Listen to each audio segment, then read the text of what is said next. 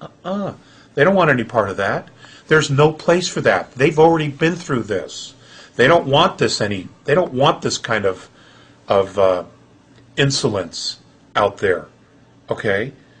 There's no place for it. And we have a place in the galactic family, but we have to also know that place.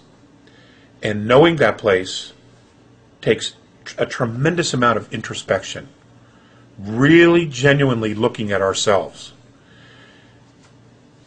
You know, let's go back to some of the things that were said very early in the contacts.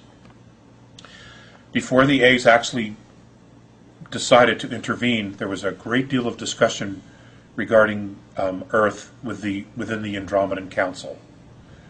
Now, that is where a lot of planetary systems meet. It isn't run or owned by the A's. It's a location, so they call it that. Okay, it's easy for everybody in that area to meet there. And there were many that were opposed to doing anything to help us. And let's focus on those reasons. They don't respect themselves. They don't respect each other. They don't respect their home planet. What is their value? Now let's look at the Earth. Let's look at ourselves today. Has it changed any? Has it changed any? We have free energy. We have free technology. Okay, we have the technological means to create that. And yet, we're about to fight World War III over oil? You know? So we can drive our cars and our trucks when those engines have been obsolete for 70 years? We know this. This isn't rocket science. This is out there already. Okay?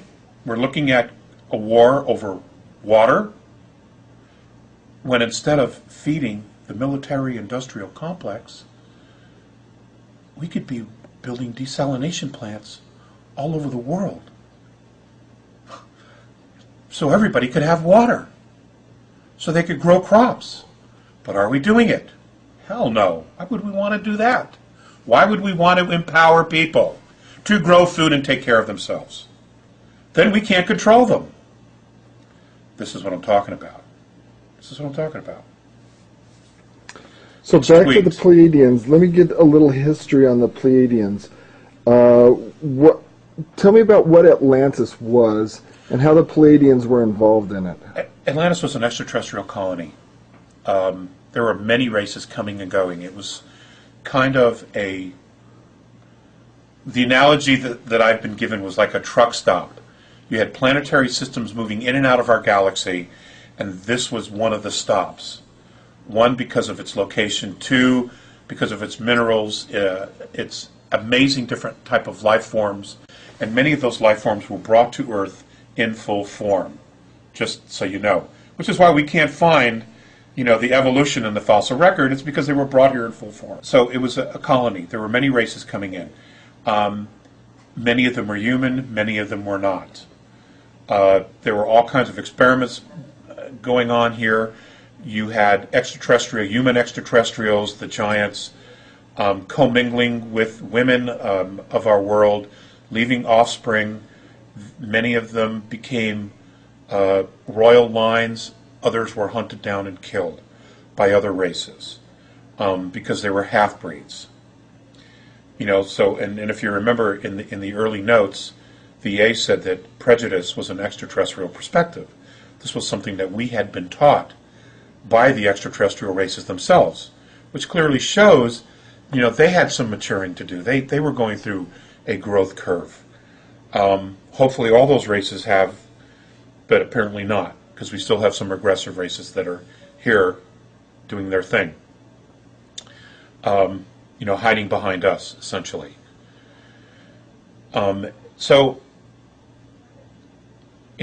It was an extraterrestrial colony, which is why it was so technologically advanced.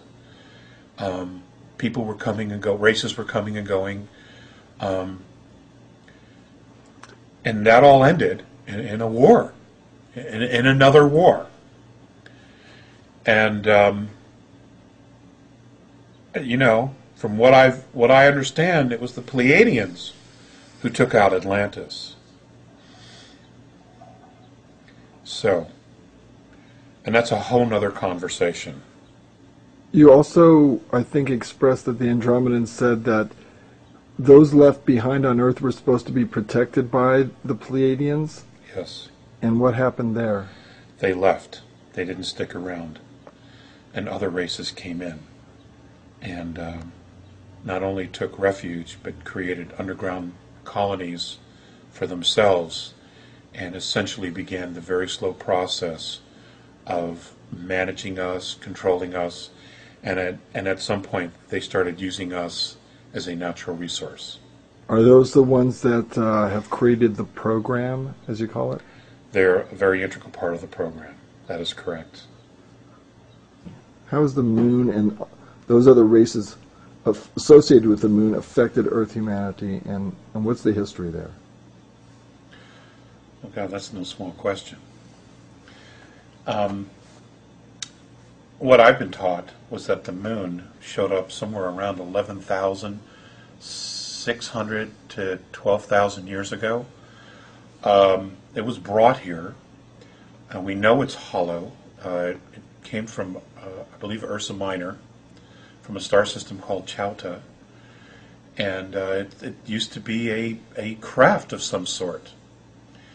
And you know, in the early years of space travel, many of the planet-faring races now, when they first started, they didn't have all the natural resources to build huge craft.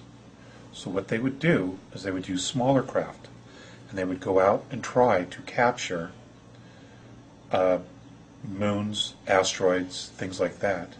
And then what they would do is they would move them into their orbit safely, and then they would hollow them out and use them as spacecraft. Build the craft on the inside. So now they have all the raw materials they need on the outside. Build the craft, a propulsion system, your life support systems, things like that on the inside of these moons, and then they would use that as the craft. You know, as opposed to using all of your natural resources to build the shell of the ship. They didn't have to do that now, all right? It's just really smart. So, you know, briefly, that's the story of the moon. That's dealt with in Defending Sacred Ground. Now, the Aryans, the Maldekians, how are they associated with the moon? And who are they? Well, they're essentially the same. You know, if you look at the Aryan race per se, it's a combination of Orion, of a lot of different races. Let me just say that, of different human races. Now, my understanding is that during one of the last pole shifts, they hid underground facilities that were built for them in the Himalayas because it was going to be safe there. And after the pole shift occurred and things began to settle, they came out. But apparently not all of them have come out. There is still a very small group that live inside the mountain, underground, who literally want no part of the surface. So that's how I could address that. And I think this is documented in history books where the Anglo-Saxon race, the white race, you know, came out of the plateaus of the Himalayas in ancient history, and moved down through India and just, you know, migrated to different areas of the world. I also understand that they had some advanced technology that was used as well. They had access to that. What's their influence been on humanity? Has it been positive, negative? What kind of influence? I would probably have to say both. I would have to say both. You know, it's, you know, Rick, you could take any piece of information, any philosophical belief, and you know, you could turn it for positive or for negative. You know, but ultimately, the decision to buy into that belief system, whether it's light or it's dark or positive or negative, is us. You know, I mean, there have been a lot of ideas that have just